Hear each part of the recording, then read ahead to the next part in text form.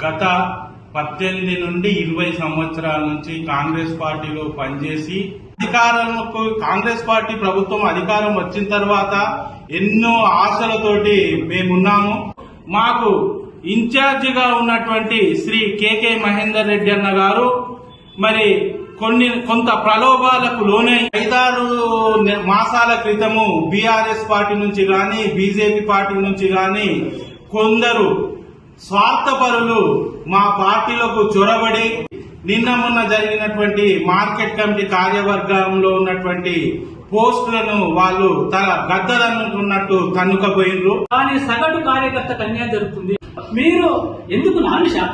దేనికి నాముషి అంటే SC ST BC అంటే నాముష చెప్పడానికి ఇబ్బంది ఏముంది? మేము అర్హులం కాదా? పార్టీకి మేము శ్రేయోభిలాషం కాదా?